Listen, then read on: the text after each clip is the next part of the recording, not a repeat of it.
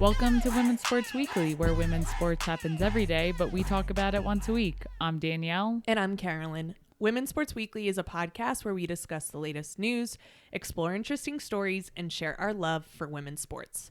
Follow us on Instagram, YouTube, and TikTok at Women's Sports Weekly Pod. Follow us and rate us on Spotify and Apple Podcasts. So I know we have a lot of different channels of social media, but what can people expect when they follow us on Instagram? I am so happy you asked. So on our Instagram, we provide updates and commentary that we don't always get to provide in our weekly episodes. We only record once a week and things happen throughout the week. We can't cover it all, so we cover it on our Instagram. We also love to post score updates, and we post follow-ups to our episodes with things that are relevant. And we also host raffles and giveaways on our Instagram. I think we're due for another sticker raffle this week. So follow us on Instagram for the details, but we will be giving away more Women's Sports Weekly stickers. The stickers are sweet. They're very cool. They look great on water bottles, great on coolers, great if we're not saying you should do this, but if it happens, we won't be upset if you're in a bathroom and you put a little Women's Sports Weekly sticker, if you give it to your favorite bartender somewhere. Yeah. All right, let's get into the episode. All right, Carolyn, we got quite a few highlights this week. So what do you have for us first? First, we have the Women's College World Series in college softball. Can I just say one thing? Yes. So WCW for Women's College World Series, every time without fail I see it, I think of Women Crush Wednesday. Who is your WCW in softball? You. Always. Oh. That was fast. But anyways, I just had to say that because even now it's still throwing me off and I know what it means. But yes, Women's College World Series, not Women Crush Wednesday, if anyone else gets confused. We almost named this podcast Women's Sports Wednesday. Oh yeah, I forgot about that when we were throwing names around. Yeah. It's true. Number 2 seed Oklahoma beat their rival, number 1 seed Texas, 8-4 in the second game to capture their 4th straight national championship. As a reminder, this was a best out of 3 series. Oklahoma beat Texas in the first game, and they beat them again in the second game, 8-4. When you say 4 straight, I just want to make that clear. That is very difficult to do. That is what Brianna Stewart did in college at UConn, and that was a huge deal. To win 4 straight national championships in a row. And a dynasty. They're the first program to ever do it. They did it in front of a record crowd of over 12,000 people. Unreal. Yeah, seeing the crowd on TV while we were watching was really cool because this is people traveling to be there at this neutral site, and it's just exciting to see this across the board. Yeah, and is it a neutral site? It's Oklahoma at Oklahoma City. But it was determined before, so technically it is. Yes, I think they might need to do a little bit of an examination there because I don't know what the answer is, because you could host it anywhere and then that state's team can go to the Women's College World Series, but it does seem like a very big advantage to play in your home state. But regardless, very cool to see 12,000 people come out for it. And Oklahoma is so good. They could have been playing in Antarctica and they're still winning. Yeah. Yeah, exactly. It might change the fan base. People are more likely to drive if you're close and more of those people will come. But it's not going to affect how the players are playing. Oklahoma's record in the past 4 years, 235-15. That is from the start of the 2021 season on through 2024. They are graduating 10 seniors. 10. That's more than you even field on a softball team. Yeah. You only field 9. They have been super successful in the transfer portal. No surprise there. Yes. If you're a good program, people are going to want to come and play for you. Yep. And they've had people join now because you can really transfer anywhere. They've had people join from Oklahoma State who come in and then make an immediate impact. It's interesting to see that because I came from the time where you couldn't transfer to a team in your conference very easily without approval from your head coach. Mm-hmm. So now with the transfer portal, you can really just go anywhere. And Oklahoma and Texas, these two teams, Texas, we have to give them a ton of credit as well. They are so good. I thought they were looking so good. I thought that they were the best team to beat Oklahoma, and unfortunately they didn't. Fortunately for Oklahoma fans, but they both joined the SEC next year, and those That's the crazy. SEC is already stacked. It'll be so interesting because your ranking is based on the power of the person you're playing, the team you're playing, but it's also based on your record. And I just feel like the SEC is already messy. It's going to get so much messier next year. Let's get into tennis. Did you know I won? You won. I always say that Danielle looks like Iga Swiatek. Iga Swiatek won the French Open Roland Garros. She is number 1 in the world. She beat number 12 Jasmine Paolini from Italy. Iga's from Poland, but you don't look like her on a regular day. But when you're both wearing hats, I get big Iga vibes. And now I have that on hat that I won at that raffle. And when I wear that, you really think I look like her because she's an on athlete. I was doing yard work. I come inside and you were watching. I was like, am I winning? She won in 2 sets, 6-2, 6-1. In the first set, it looked like Jasmine had a chance where I was like, okay, this might be a really good match. She was working so hard. And then Iga does what Iga always does, and she is stone cold. She sticks to her game plan, and she just shut it down. The one thing I think is just amazing is individual sports. Not only do these athletes need to figure out who their coach is and they pay have them. to figure out travel And pay for it. and all these things, like when you're on a team, a lot of that is taken care of Through an organization. Yep. Sure, I'm sure these athletes have some benefits, like they're sponsored by a certain brand, whether it be Nike or On or Adidas. But at the end of the day, that has to be really difficult. And on top of that, win or lose, you have no one else to blame. I know. And you said she was very locked in, but to be able to do that, I wonder what she does mentally to practice. Yep. Because any athlete at any stage, we've talked about this in the past with sports psychologists, but I feel that especially for individual athletes, that has to be such a main focus point on getting your mentality right. Iga is very intense. And I think whenever we talk about people who are really, really good, in order to be the best, the greatest, which Iga is on her way to be, this is her 3rd French Open in a row. Like, she owns Roland Garros. The Olympics, we might as well just have her in the finals because they're playing on that same court again in Paris. I think in order to be the greatest at your sport, you have to give up something in order to do that. And so I do think there's this kind of feeling that she's very stone cold, that she's very internal. And it's kind of like how people would talk about Kobe of like, they're not the nicest person to be around. But if you want to be the best, then something has to give. And I think sometimes it is staying internal, really focusing on what's happening, because what happens in individual sports is, like you said, you have no one else to blame. But when you win and it's just you. And that has to be a crazy feeling. Then I know that these players do have teams that they work with, but at the end of the day, it's their name that's winning. It's not Iga Swiatek and team. I don't know how they do it. We've played tennis and I really lose my mind. And that mindset you described about having to give something up and maybe not being the most playful. And I know we're going to get into a little bit of Caitlin Clark down the line in this episode, but it's worth noting she is like mental right now, and I think she's not winning as much as she was in college, and it doesn't seem like she's quite having fun right now. Her goal is to be the best player in the world.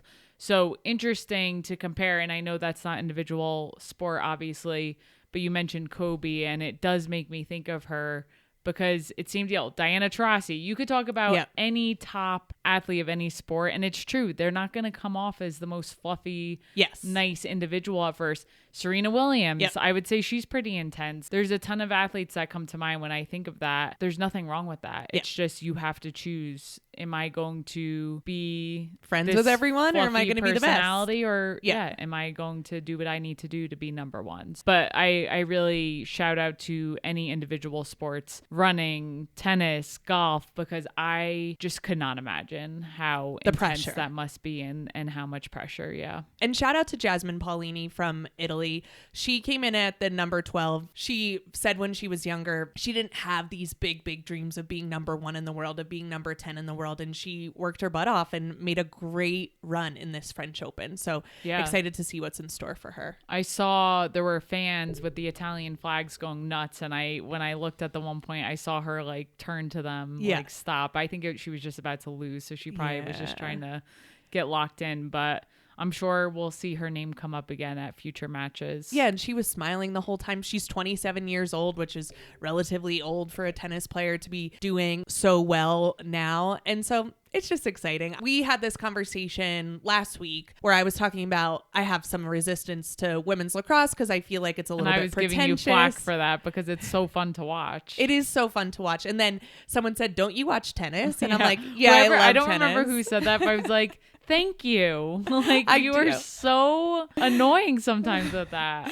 And tennis is the most pretentious sport, and I love it. Yes.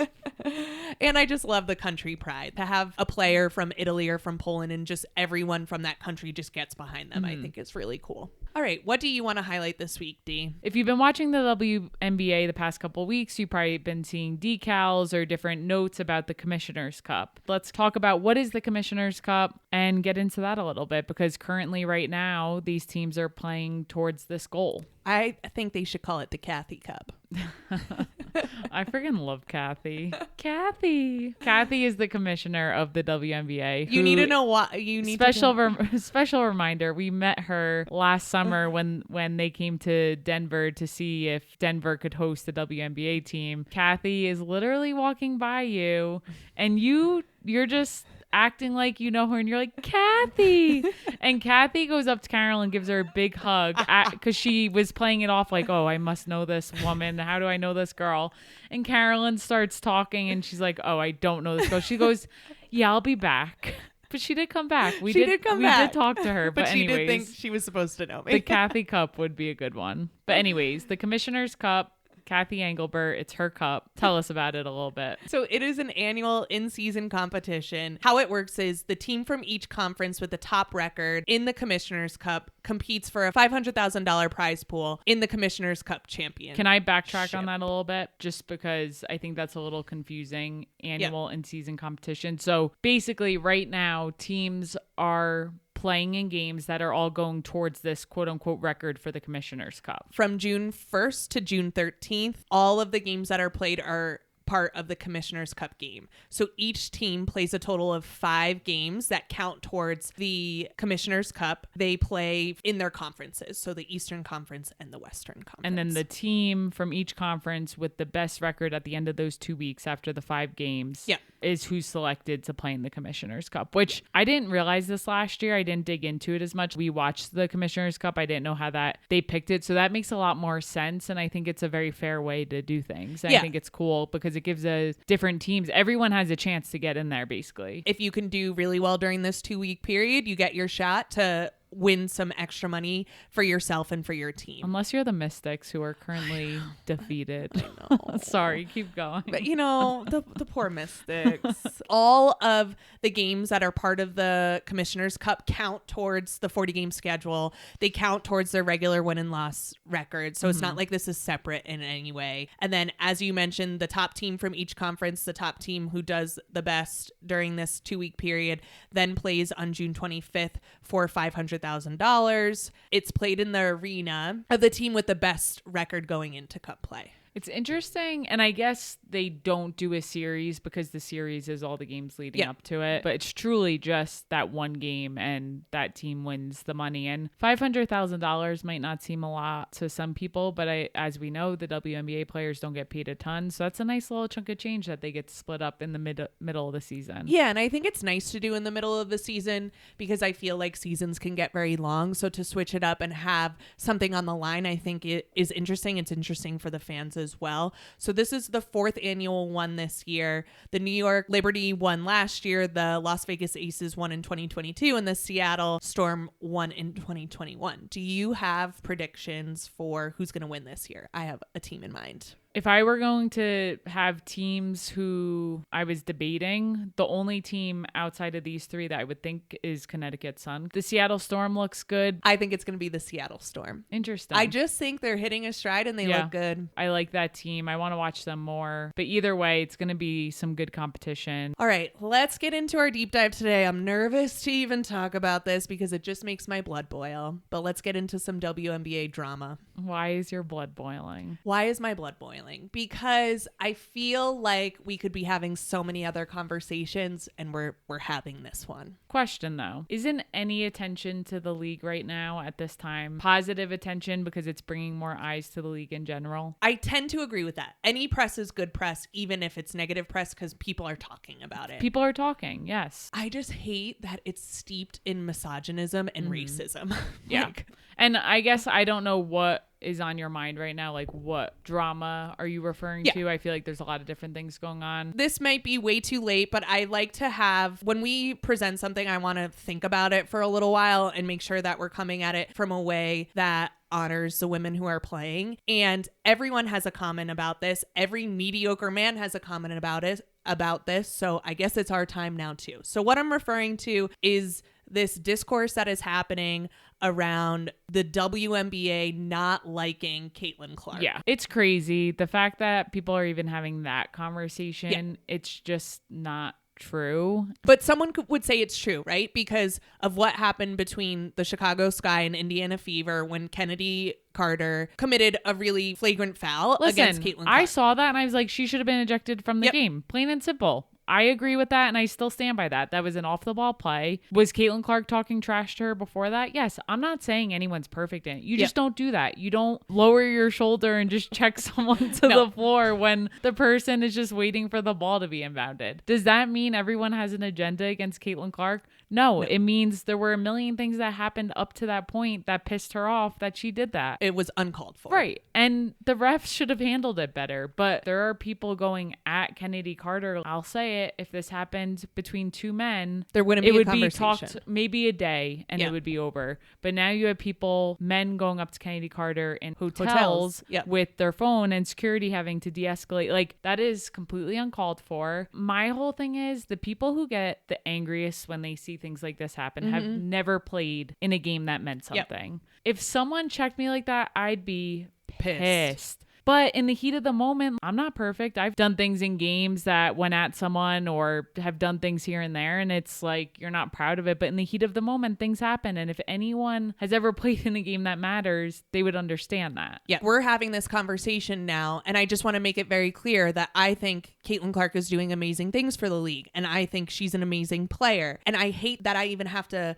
say that in order to have this conversation, which has so much nuance, that people would come at you and be like, you just hate her and whatever, and it's not that. Well, this happened with Candace Parker. Candace Parker was a rookie and there was an all-out brawl on the floor because of how she got fouled. Really killed me. I just think there's a lot happening with social media in general, and all the social media headlines are towards Caitlin Clark, whether it's exciting or not, and I think it's just because they know they're gonna get clicks on it. Well, this is like inside baseball and a little bit behind the scenes, but when we have Caitlin Clark in the title of our show, we get more listens from a media standpoint. And that's what I think this is. I think this is a media issue, media coverage issue. If people just want clicks, then you just talk about Caitlin Clark. And that's really sad to me. I also feel like for some people, the WNBA cannot do anything correct. And we've talked about this before. All of Caitlin Clark's supporters who only jumped on because Caitlin Clark was doing well said that she was going to dominate in the WNBA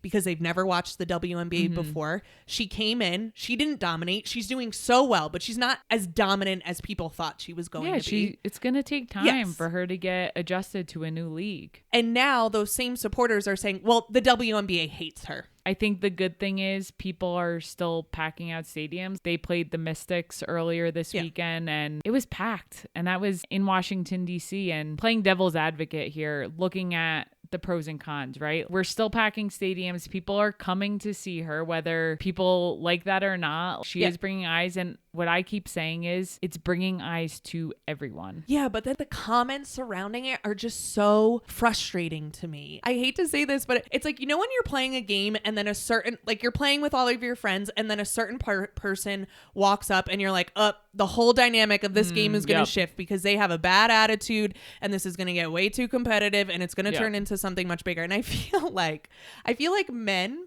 joined this conversation and I'm so happy to have you watching the WNBA, men. I am so happy that you're here. However, you came and you started playing in this sandbox, and then you just started perpetuating these old misogynistic tropes that women hate each other, that they're jealous, that they're petty. It is so frustrating that we should be thankful. And it's so frustrating for me, because if Kelsey Plum was the person she was in 2024, it would be her instead of Caitlin Clark. I almost want to say if it was Candace Parker who was this player in 2024, it would be Candace Parker at the center rather than Caitlin Clark. However, I don't know if that's necessarily true, because Caitlin Clark appeals to middle America, very white. And I think it takes a special person to do this. It's a difficult topic to talk about because there is so much nuance in it. There's so much. For example, Dejanay Carrington has an amazing game against Caitlin Clark. She is so fun to watch. She so is. Good. And I go into the comments, and maybe I just need to stop going into the comments. Listen, I've been going into comments about other things on Instagram that have been pissing me off. The people who are in the comments are actual trolls, but go ahead. You can't, like, it's just and negative they're not people watching. who don't have time or have too much time on their hands, and they're just negative. But I just want to say it because Instagram comments are it's just a nasty place to be in. Yes. So I go into the comments and it's like, well, we wouldn't even know who Dejanay Carrington was without Caitlin Clark. I roll. And I'm like, what is your point here? Have you never watched something for one person? You go in and you watch something, like you watch a show or you watch something else for one person and then find out you like someone else and you're like, wow, that person's very talented. That person's a great actor. I am really interested in watching that person. You say this to me sometimes. I'll get upset with comments about something and you're like, these are the people who are like bottom of the barrel. People who are wasting their time putting negative things in comments have nothing better to do. I don't even want to waste my time talking about these people because what are you doing? And you're not actually watching the WNBA. Yeah. You're just out there trolling. But I understand your point, and that's the reality of it. There's going to be negativity surrounding it. To me, that is never going to go away. It's just not. There's always going to be negative people. Can we focus, though, on all the positivity that there are more ticket sales, there's more people watching? I would be interested to see, and I know Kathy gets into numbers. She is very good about growing the league. I know she looks at the stats. She's going to look at who's watching in what cities. I'm excited to see at the end of the season how much ticket sales, how much did they go up just across the board, and how much viewership went up. I understand we have to talk about the negative, so I'm not trying to kind of just push down what you're saying, but can we look at all the good things that are happening too? And I feel like this is just part of these growing pains, right? I'm so happy we have more eyes on the WNBA, and I just didn't anticipate this level of growing pains of if one woman is winning, then another one must be losing. It's some zero-sum game. The games are about winners and losers, right? The actual games of the WNBA. But the commentary somehow turns into if Angel Reese is winning, then Caitlin Clark is losing. It gets so toxic so fast. And I think with more eyes on the W, maybe we're just not used to these types of conversations because no one was watching. In the past, we were watching because we truly love women's basketball. And now you have all these new people coming in. So the conversation is changing a little bit. I just look at it from different ways. And I think this is just part of, to your point, the growing pains that are happening. If you are just watching the WNBA because Caitlin Clark is in it, welcome. I'm so happy you're here. And I also think the people who are just watching because of Caitlin Clark, which I'm very happy to have you. I want the eyes. I want more money for these players. They also have to remember that not everyone else who's playing, their story does not revolve around Caitlin Clark, right? Just because your story of why you're here revolves around Caitlin Clark, that's not the same story of what's happening in the WNBA. So although you're seeing every single foul that's being committed against Caitlin Clark, it's also happening to everyone else. Oh my gosh. I just thought about the foul committed. The non-call. We were watching the Storm versus Aces. Asia Wilson completely destroyed Skylar Diggins-Smith. Skylar Diggins-Smith went up for a layup. Asia came out of nowhere. That should have been, in my eyes, that should have been a foul. Yes. Skylar was on her back for like a good 5 seconds, like just contemplating. She probably just didn't even know what hit her and just got up and ran back down the court. But I wonder if that happened to Caitlin Clark. Oh my God, it would be everywhere. Or when Alyssa Thomas got ejected from the game from taking Angel Reese by the neck and slamming her. Sure, it was on social media, but it wasn't getting the same amount of attention. And the WNBA is more physical. It just is. It's a very physical game. And the truth of the matter is that the rookies are getting thrown around because they're not used to this physicality yet. They will get used to it, but they're not used to it yet. So they are getting pushed around. Kennedy Carter's foul was uncalled for. Unfortunately, she has a history of actions like this. And then people are really going to try to play their best ball against Caitlin Clark because they know those additional eyes are on them. But just because someone plays great defense or someone commits a foul against Caitlin Clark doesn't mean that their story revolves around her. A lot of the players have been doing a really good job of when they're asked about her, they're navigating how do you answer. Like Alicia Clark, she plays for the Aces. She had a longer response than this, but she just kept saying like, it's just noise. Yeah. Like, it's just noise. I need to focus on my game. I need to focus on my team. I hope at some point they just stop asking players about Caitlin because that has to get really annoying. Why and don't I you bet ask it's me annoying about me and my game? Exactly. And I bet it's annoying for Caitlin Clark too. Yeah. I mean, she's always downplaying and just trying to keep it focused on the game. And I think there's always going to be WNBA haters. There always is. And so are they actually watching the games? Don't know. Don't think so.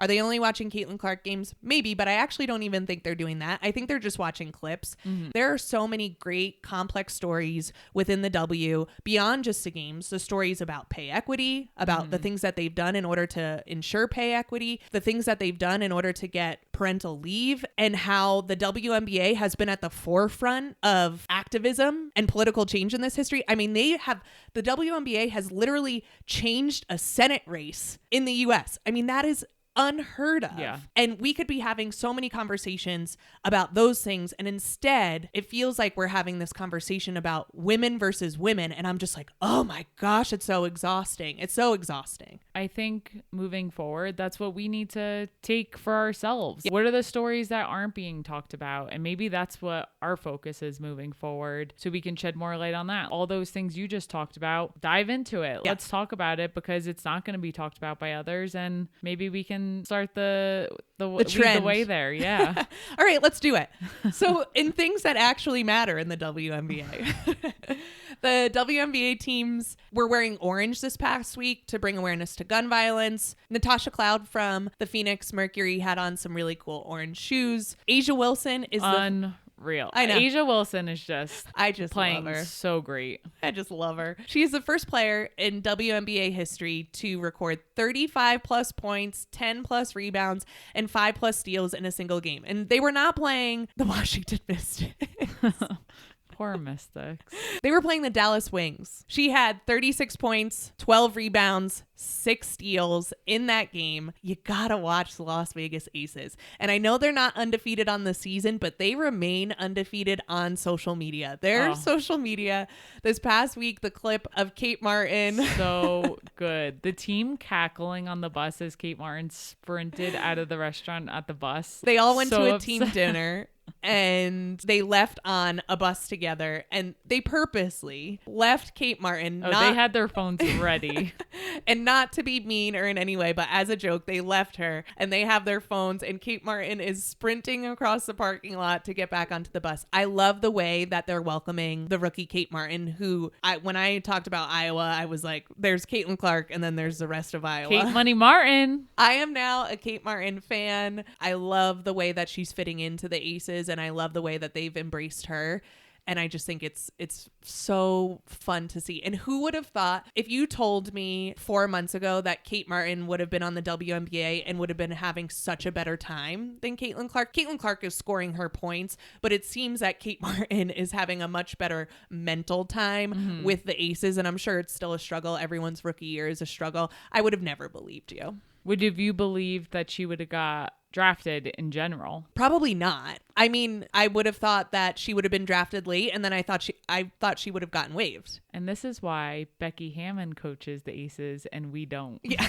Yeah, Becky Hammon obviously sees something, and I've had to eat my words many times when speaking about Iowa and their players, and here I am again, and now I'm a huge Kate Martin fan. Yeah, I just love the Aces in general. That is a team. Now, I have to say, I always watch the WNBA and just wonder, why am I not on the court? Because I'm like, why couldn't I just be born a better athlete? I would just have so much fun. But the Aces especially, I'm like, damn, if I could be besties with Asia Wilson and Kelsey Plum, Jackie Young. Yeah, you and Jackie would definitely get along. I feel like me and Jackie, she's a little quieter. She's like a silent killer, though. I don't know who they were playing, but her and someone I forget were going add it. Oh my gosh, she has found her voice this year. I have never seen her speak so much on the court, and now she's just going off. It's very cool to see. Chelsea Gray, Alicia Clark, like I could go on that team. I just feel like I could see myself being besties with all of them. Maybe they'll listen to this one day and invite me over for a game. I don't know. I'll show them up, I'm sure. Oh my God. Well, I'm kidding. That is the team I would want to be on if I was ever good enough to play in the WNBA. I think that I'm made to be a sports wife. I See, think this is perfect. Yes. I think I would really thrive in the role of sports wife, of just going to games, of being super supportive. I love going to your marathons. I am a marathon wife. I love to go with my sign. And I'm not only cheering on you, I'm cheering on every other single runner. I'm screaming their names.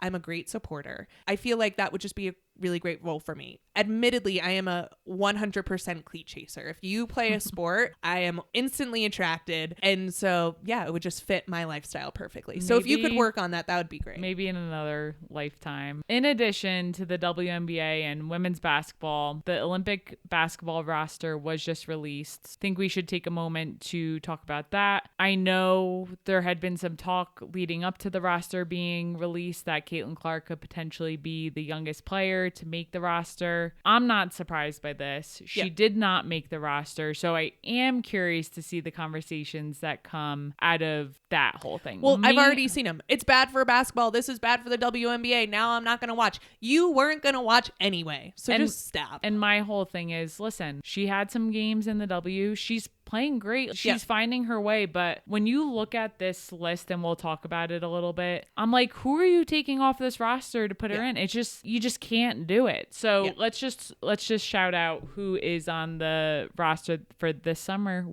Paris Olympics. I'm still practicing my French for you. I think you need to get on some Duolingo because you've got Je m'appelle Chandelle and oui. J'adore USA basketball. There you go. Anywho. Brittany Griner. Yep. Who just played her first game back after being injured. It's really good to see her back on the court. Yep. Had the assist that led the Phoenix Mercury to win. Yeah, that was a sick Kalia Copper, man. The one and only Diana Taurasi. This has got to be her last Olympics. I mean, she just turned 40, right? She is killing the game. It's amazing. And some people are going to say that Diana Taurasi shouldn't be on here because she's too old. Yeah, people will say, but she's still balling out. She's still balling out. And when we think about legacy, I understand why they make these decisions because you think about the legacy that she is going to leave on basketball. And so I understand why they do this because it is another Olympics for her, another opportunity to win gold and add to her legacy, which is amazing. And she, at the end of the day, deserves it. She's still playing great. She's always been an unbelievable player. So Asia Wilson, who we've just talked about, she's just playing unbelievable. Greatest player in the world. Who can stop her right now? No one. Brianna Stewart, Alyssa Thomas, Nafisa Collier, Jewel Lloyd, Kelsey Plum, my bestie Jackie Young,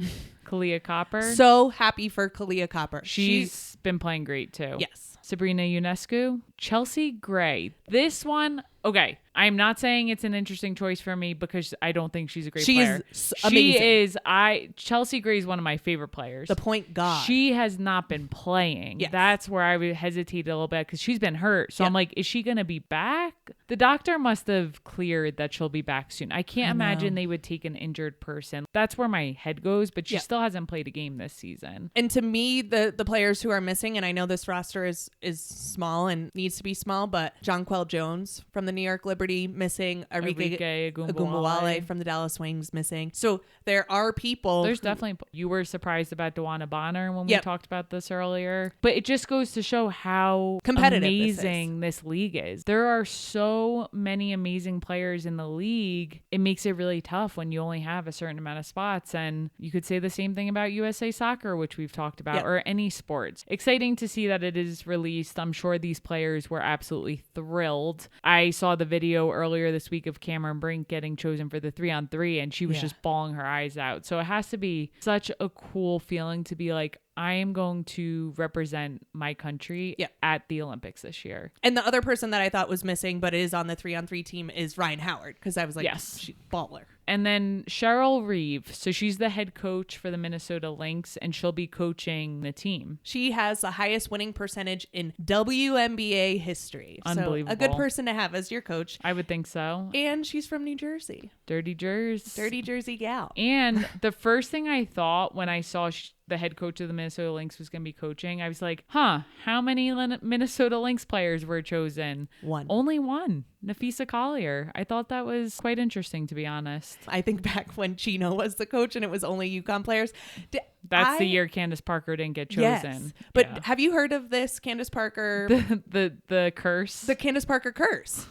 That he needs to do right by Candace Parker before he wins a national championship with UConn again. And you know what? Gino has grown on me so much. Gino's great. I love the guy. But he did snub Candace Parker. And since then, however, my way too early Final Four, UConn's in there next year. And we talked about this with Pride. People can change. So maybe however many years ago he was set in some ways, but you just said it. He's grown on you this year. I think that's just a good way to look at things. People can change. And Gino, send Candace that text, my dude. Say sorry, and you'll get a national championship this year. But Gino just signed a 5-year extension. Coaches, we talked about Tara Vanderveer just retired from Stanford after being 70 years old. Gino's up there. It just blows my... You know why? Because Tara took his lead on wins. He's going... I know. He's going all the way. He's like no one's ever going to touch my winning streak after I'm done in 5 years. That's a good point. But I'm like, don't you That's just not why have... he does it. He just loves it. But don't you want to have one vacation in your life? Not when you're Gino. Recruiting is such a But down. I think he would be so bored. He's one of those people who is so in love with the game and just loves what he's doing and is so intense. I don't even think he'd know what to do with himself. Get some Connecticut Sun season tickets and go watch some games. He can't watch. He would be critiquing everyone. He'd be saying this coach is doing this wrong. He needs to be in the driver's seat at all times. He's just one of those guys. I can tell. I know, and this is another thing. Like, people like that are going to coach until they cannot physically coach anymore, because that's what's most important to them. And I'm just not, I don't have that DNA. I'm a girl who likes to rest. Yeah, it's that Taurus energy. Yeah, I want to go on vacation. I want to lay on a beach somewhere. I agree. Lots of drama. If you're not tuned into the drama, tune in. Let us know what you think. I'm curious to see other views, because it's just everyone, you and I have different viewpoints. We have some of the same. I'm sure some of our listeners have completely different viewpoints. So I'm just curious, what are people thinking about the drama, and what drama are we not talking about that we should be talking about? Yeah. What stories should we be highlighting? All right, let's get into what we're looking forward to this week. Danielle, what are you looking forward to? So we talked about the WNBA Commissioner's Cup. The Minnesota Lynx versus Las Vegas Aces is this Tuesday, June 11th. Again, this is one of the games that goes towards the record for the Commissioner Cup. So this isn't the Commissioner Cup, but it's one of the games that go towards it. It's at 10 p.m. Eastern. Why? Well, because they're playing West Coast. This is why living in Denver is great. Yes. Because that's, I mean, to be honest, 8 p.m. Mountain Time is still too late for us. But anyways, I'll get off my high horse. But everyone from New Jersey who we miss should move to you should just move to Denver so we could be closer to you. It's very true. But the game times are so much better. So much better. So Minnesota Lynx versus Las Vegas Aces, like I said, Tuesday, June 11th, 10 p.m. Eastern on League Pass. If you have not subscribed to League Pass, it's not too late. This is the Western Conference matchup, and they both have similar records. Yes. What are you looking forward to this week? I am looking forward to the NWSL.